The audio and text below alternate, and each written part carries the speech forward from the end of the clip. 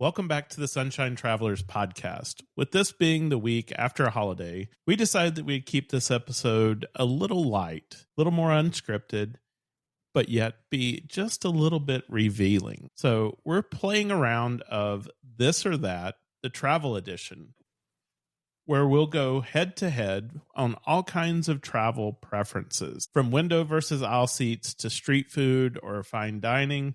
We're going to find out just how much we really agree on and maybe where we totally don't agree. So grab your favorite travel snack and let's dive into some rapid fire travel decisions that just might say more about us than we think.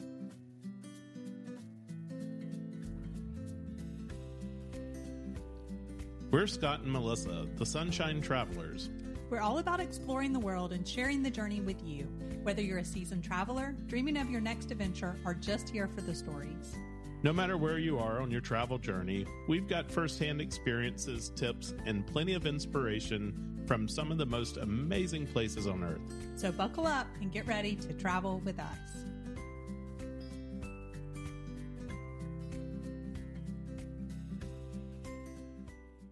All right, Melissa. So today we're switching things up just a little bit. No itinerary talk, no travel tips, but a little bit of spontaneous fun around travel. Yes, so we're going to play This or That travel edition. But I think these are really important.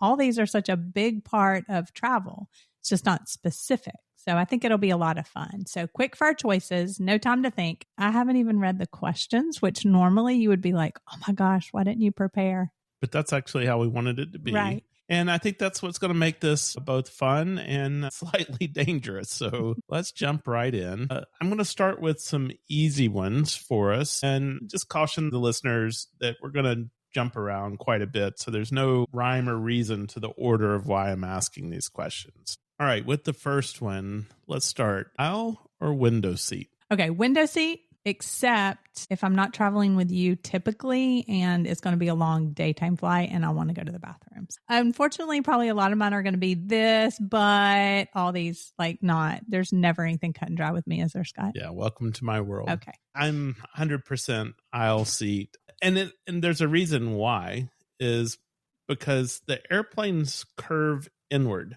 So if you're short and you sit lower in the seat, the curve doesn't matter. But then if you're taller and that curve comes into play, you're bent like this for the whole trip. So that's why I always choose aisle. Okay. And so window seat is that depending on where you are and what the weather is, it's like a free sightseeing tour. Sometimes you get really good, I've had good views of the sunset of New York City at night. You get to kind of see coming in when we flew recently from Germany to Italy, the top of the Alps and the German countryside. So it's like a free sightseeing tour sometimes. Okay. Well, that's my reason. So we're not going to agree on that one. How about the next one? Beach or mountains? Okay, so ideally, it would be both. When you go to those beaches, no, listen, hear me out. I don't think she understands the rules of this game. So hear me out. When you go to the beaches that go straight up into the mountains, think about Amalfi Coast, Cinque Terre, Greece. But if I have to choose one or the other and you can't have both, it's beach 100%. I would choose beach as well, except for when you just need that break from the heat, and then the mountains may be the place to go. But we've seen before that didn't work down in Belize, where when we went up into the mountains, it was actually hotter. Yeah, it was you're right. It was very hot there. And sometimes you just never know. Yeah, you never know what you're going to get. But that would be my answer if I have to choose one or the other for sure. All right. Let's go on to the next one. Luxury hotel or boutique guest house? Oh my gosh, Scott, it depends on all of these. But I would say, okay, one or the other, boutique guest house for sure. You're just going to have the more unique experience usually. I think I agree with you on that one. Sometimes luxury hotels can be a little bit too stiff upper lip for me, right? And not as personal. And so I think that the boutique guest house offers more of the type of experience that we like.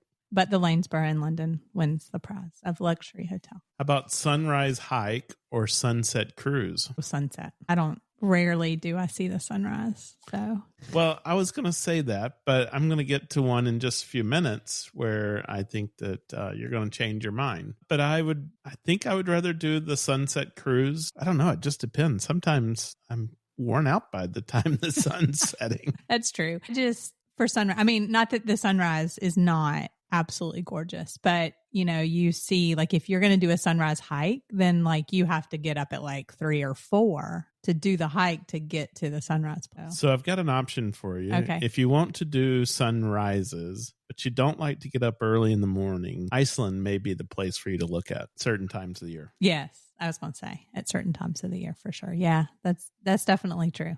How about traveling with a group or going solo? Okay. Do you mean like a group and then completely by yourself, or? Well, for us, it would me and you. Like we would travel solo, just the two of us, or traveling as a part of a large group.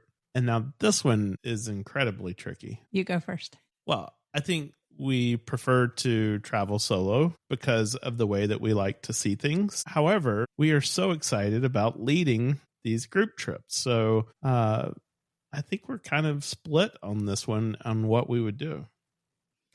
Yeah. So, I mean, it definitely depends on like what that entails, right? And what that looks like. So if you're in charge of the group and you've kind of planned everything out. But so my problem is, I mean, sometimes even with you, this happens. Like, I'm a people pleaser. And so sometimes the things that I want to do might, even with you, but definitely with other people. And I don't know if it's it's not really a people pleaser as much as I want other people to be happy. That's what it is. But I mean, I guess that's sometimes kind of the same thing. I want them to be happy and I want them to enjoy. So I would rather default to where they want to eat or what they want to do, which is fine. But then sometimes like it's just different. If I go completely by myself, then I have to just pick. This is what I want to do. So that is hard, but it's really fun to travel with a group and seeing things, I guess, from a different perspective. We've done that with our kids and extended family. We have done that like with your aunts when we were on the safari. So I think it really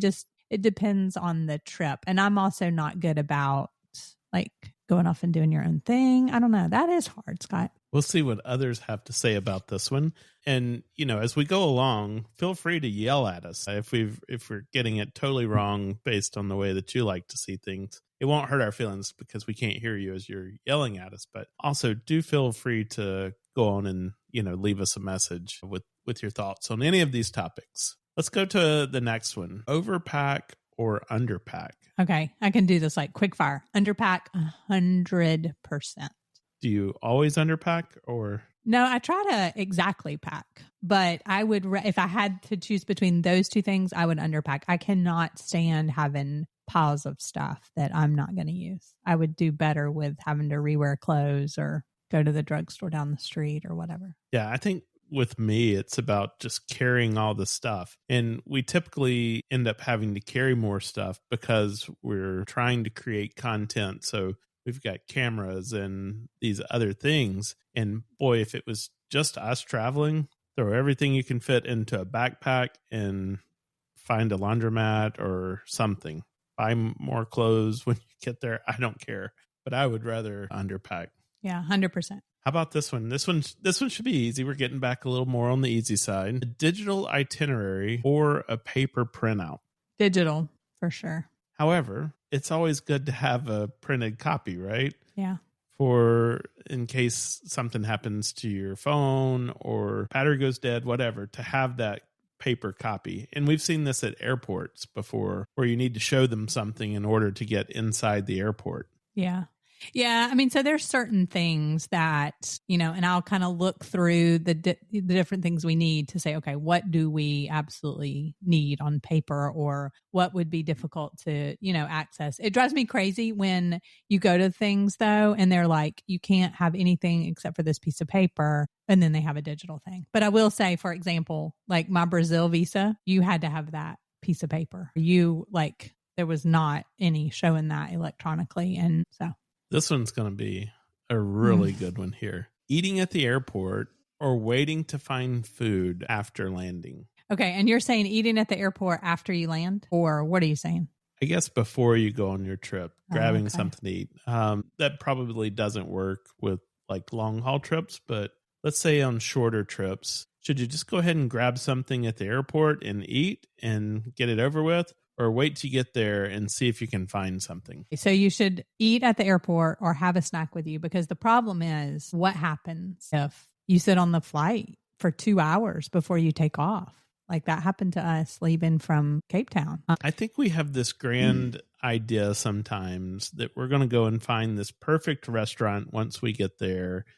And it's going to be open the hours that we want it to be open. It's going to serve the times that we want them to serve. And it's going to be available for us. And then you get there and you're so hungry that you're just like, McDonald's, I don't care. McDonald's is fine. Yeah. So I'll give an example. So when we were in Cape Town, like I knew I'm going to find a place that we can drive to and go. Like we already had it like this is what we're going to have for lunch. And that was so helpful. But you're right. Like what happens when the time doesn't work out? I would say like err on the side of you need to kind of eat something but know what you're going to do. But I will say, you know how some airports have little things as you're leaving? I mean, there's sometimes, and this is another example of where I'll just be like, hey, Scott, maybe we should get something to eat. No, we'll get whatever. Okay. So I think from now, I'm just going to be like, okay, I really want that cup of coffee and that. I'm going to get it right now. And so that I don't have a meltdown and get grumpy. And you don't prevent me from that. Well, and so hallelujah. I know. And so that's my own, you say, okay, but we're going to do this. And I should just say, I'm going to get this anyway. And then I can eat again. Like it's not a big deal. So I would appreciate if you'd do that. I know. I have a hard time reading what's in your mind. How about this one? A quick break to the city, a big city, or a countryside escape? I would say countryside escape. For me, like a city is not really a break. It's overwhelming to me. Yeah, because I think for the city, like for us, it would be like, okay, what are we going to do? Then where are you going to eat? Unless you had a very specific, like I want to see this museum, or I want to see these sites, or I want to eat at these certain restaurants, or I want to see these plays or something. Like, so that would be itinerary among itself. But for me, like a city doesn't seem like a break. I would rather have a break in the country or a smaller place. An early flight or a red eye? You know, early flights always sound so appealing when they're cheap and then you book them. And then when it's the time to get up, you're like, what in the world was I even thinking? But is that like to me, red eyes are really tough though, because I don't sleep well on planes. And so I've been up the whole day. Now I'm going to take a flight where I'm probably going to be up all night. And then when you get there the next day, you've got a whole nother day to be up and doing things. So that's my problem with red eyes. So I wouldn't choose a red eye unless you have to. And so I don't know, like, so what in your opinion, is a red eye always an overnight flight or no? I think it's one that goes through the night. So it doesn't have to be all night. You could get there at 4 a.m., okay, which to me is still middle of the night, but that would be a red eye. Okay. So like when you fly to Europe, I don't call that a red eye because like you don't have a choice. Like there's not another option when you fly from the East Coast to the US. Like you're not flying. I mean, I know we had one time where we flew from JFK to Egypt, but it was still overnight. I mean, that to me is not a red eye. A red eye to me is like, okay, if I want to fly home from Arizona or somewhere like that, let's just say Vegas, I don't know, somewhere in that, for us to come back to the East Coast, and you could have left at 2 or 3 in the afternoon and gotten home late, or you could have all day and then fly home overnight. No, I don't. Like, if it's a choice, I'm not going to pick the red eye. So I chose a red eye coming back from Vegas, in a couple of months from now. And I did that because I could stay through the last day and then come home, or I could spend another night and then come home the next day. And then it takes the whole day to get home. Yeah. And so I chose to do the red eye and just get on back home. Yeah. I mean, it doesn't take the whole day to get home, but by the time you have the time change, then it feels like it takes the whole day to get home. So I see what you're saying. So like another example is like when we come home from Alaska, like there's not another choice. Like it is the overnight. So okay. So let's go back. We have to pick between those two. I'm picking early flight. Sorry. I have to think through all this, don't I? Yeah. Okay. All right. Last one of the easy ones. This should scare you because we've we've hit some pretty hard ones. Local street food or fine dining? So I like the idea of local street food, but I get overwhelmed with the choices and then like you just don't know what to pick. So I think I enjoy fine dining more. So I think if we have somebody that can guide you through and help you make choices, especially like if you're going to somewhere in Asia that is like Thailand or the Philippines, where they're kind of known for some of their street food, if you had someone that was helping you navigate that, I think I'd prefer that over fine dining. Okay. Yeah, I can see that. We also have a funny thing in our family, a kind of a joke where it's like, if you haven't sat down, like, is it really a meal? And that kind of started with our daughter. So it's just kind of funny joke. But we even joke that like you don't enjoy as much like going to Epcot and walking around the countries, especially when we have a lot of people because like nobody can decide and you have all the lines. And so you're just always like, let's book a restaurant. And there's a million to pick, right? So yeah, that's a conundrum. All right. So that winds up the first half of our this or that. And like I said, those were the easy ones. Are you looking to plan your next unforgettable adventure?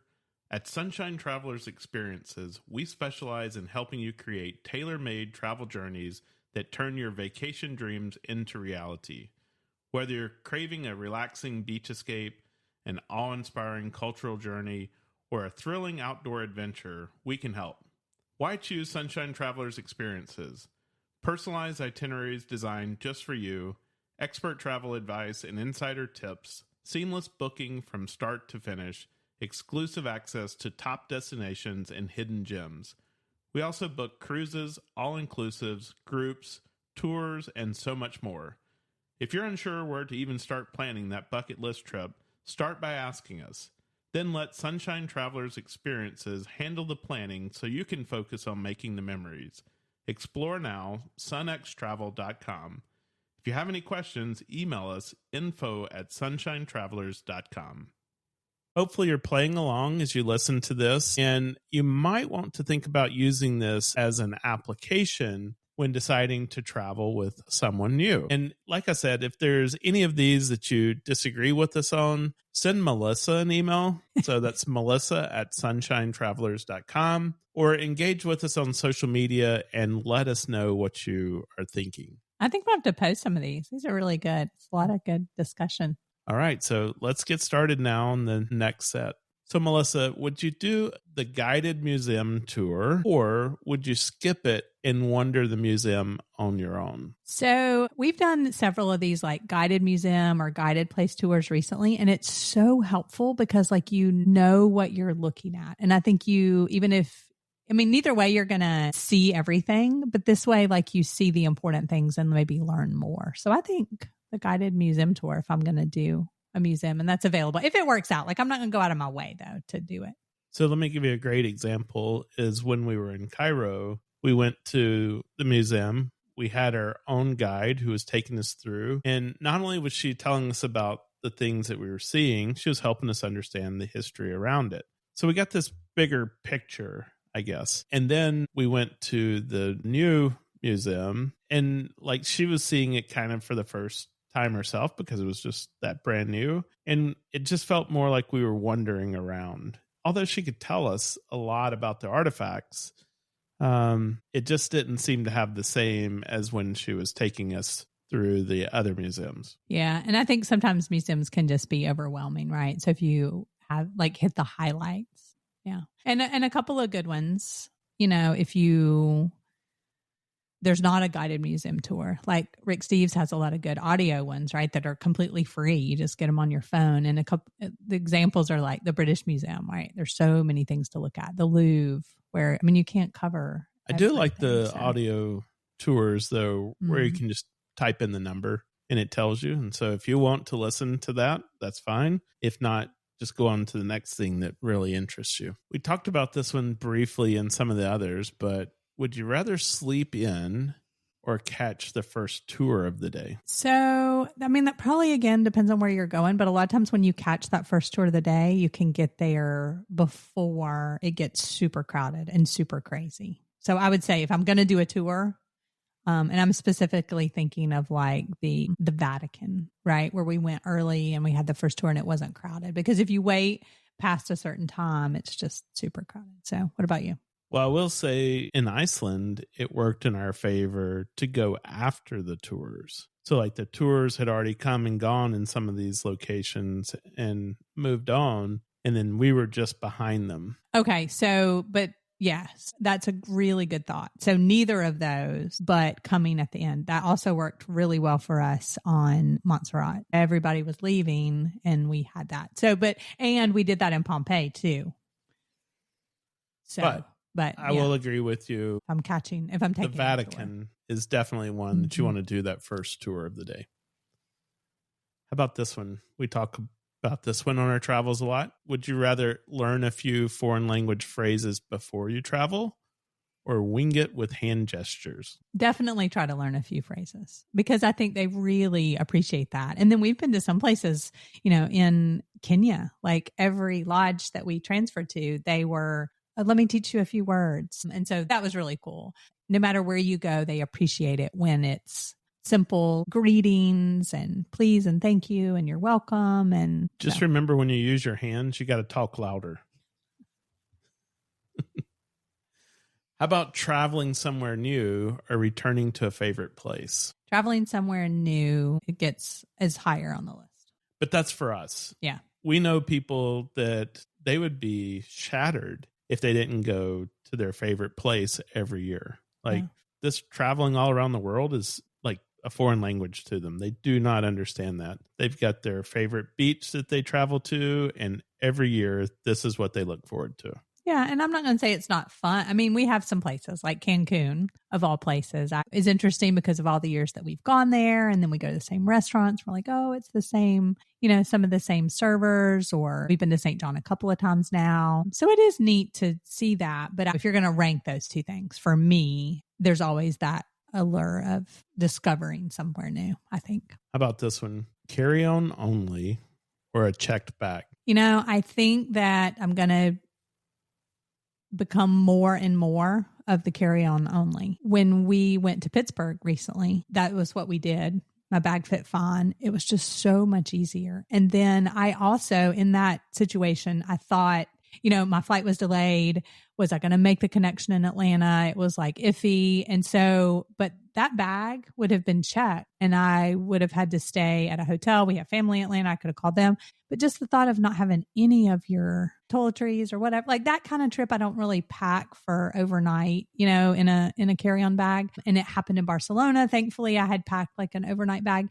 It just seems to be like more and more of where it's just like if I could have that bag and one backpack and carry both of them on and just not have that worry, how much easier it would be. I think the only thing about carrying stuff on, and I'm one of those that is pretty much always carry on, but one of the challenges about it is making sure you can get on that plane early enough where all the cabin space is not gone. Yeah, because then you still run into the same problem where they're going to check it to your final destination. Or it ends up in the back of the plane. You're in the front of the plane. And so now when we land, you got to work your way all the way to the back or wait till everybody leaves the plane.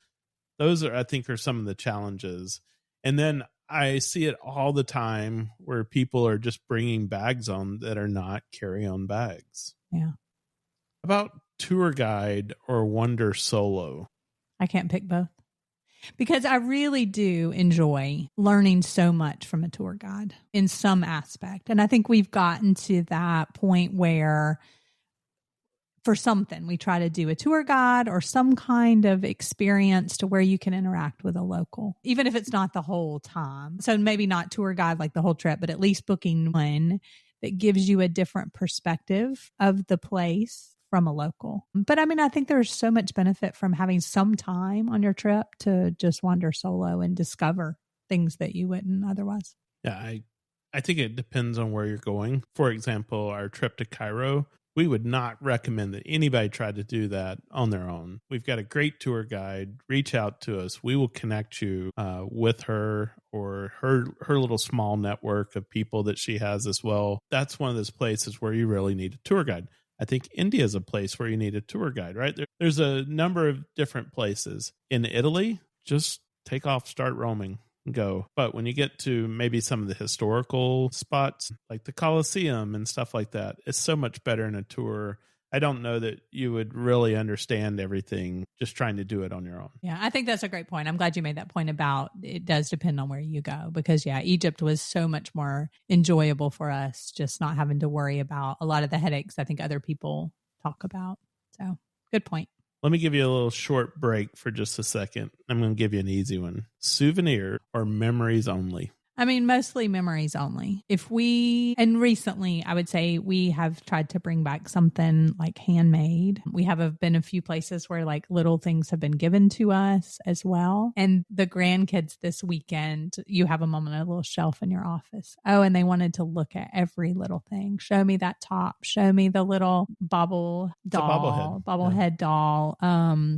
From India. Show me the truck. You bought a truck, an airplane made out of aluminum can, and Rhodes called it a trash truck, a trash airplane or something like that. And so, but little things, and they spent so much time, and I didn't realize it. And I think they've done that before when we've been gone. And so saying, this is from Kenya, and this is from South Africa, and and they're just little bitty things, and most of them are handmade. But no, I don't want a t-shirt that says whatever or a hat. There's nothing wrong with that. I just don't personally want that.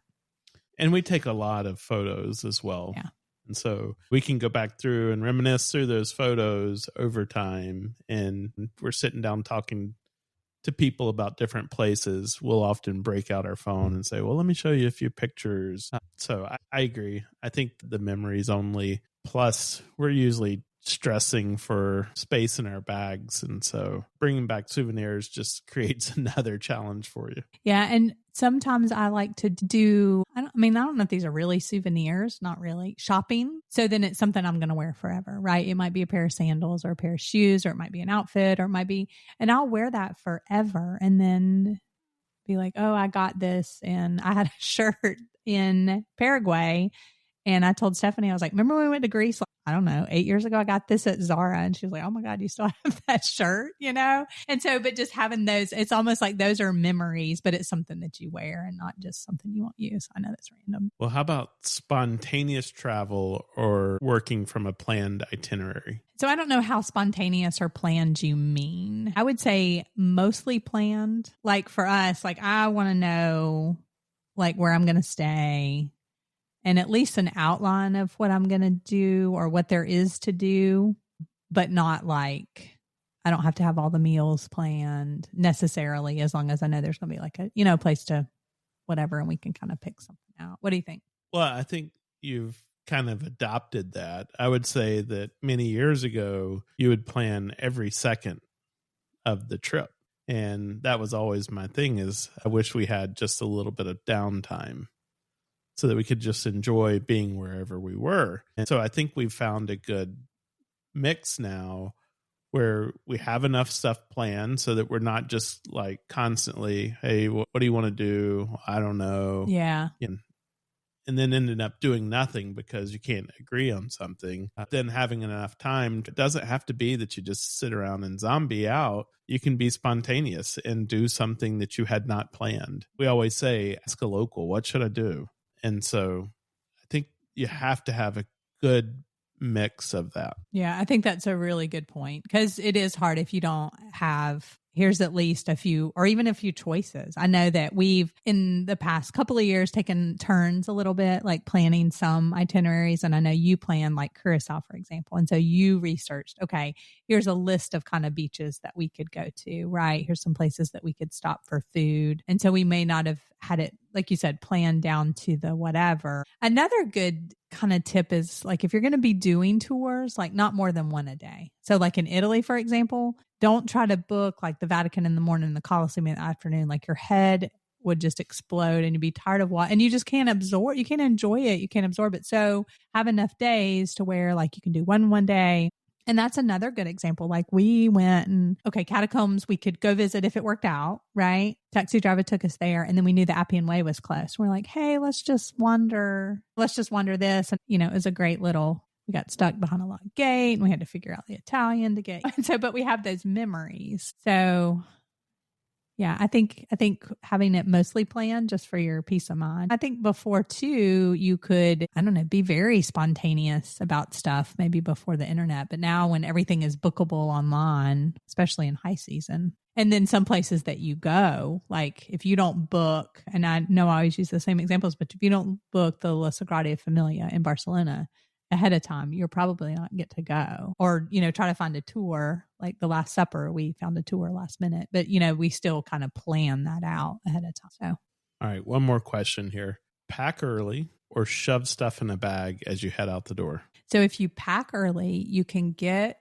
away with underpacking or just right packing, I like to call it. And you can get away with maybe a carry-on only. But if you wait till the last minute, you're just like, I don't know what I'm going to want. And then you end up with so much stuff. I think for me, it depends on the type of trip that we're going on. So like the safari and the walking tour, where we knew we had some luggage weight requirements and stuff like that, I was much more purposeful in packing early and thinking through everything that I put in there. But like on business trips, packing as I head out the door. But you're literally fine.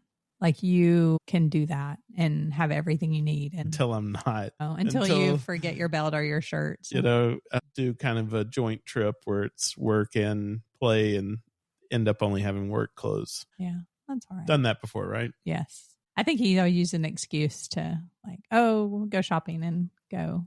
I grew up where my dad and stepmom would always say, if you don't have it with you, there's always Walmart. Yeah, that's true. I tell you what, that was really fun. I think we need to do some of this with our listeners and on social media. Maybe we can do this. Maybe we can do a this or that week and get people to weigh in on comments or add their own this or that to the list. Sounds fun. Thanks for playing along with us on this lighthearted round of This or That Travel Edition. And whether you agreed with our picks or shouted no way at your phone, we hope it got you to at least start thinking about your own travel style. If you've got strong opinions or even funny stories tied to any of these choices, we would love to hear them. Email me at scott@sunshinetravelers.com. And until next time, the world is full of sunshine surprises. Make 2025 the year that you explore beyond the familiar. That's a wrap on this episode. We hope it gave you some inspiration for your next adventure. If you enjoyed the show, we'd love for you to leave us a 5-star review on your favorite podcast platform. It helps others find us and keeps the travel conversations going. Don't forget to follow or subscribe so you never miss a new episode. And come hang out with us on Instagram or Facebook at Sunshine Travelers Podcast. That's Travelers with 1 L. Most importantly, share this episode with a friend. You never know, they just might become your next great travel companion.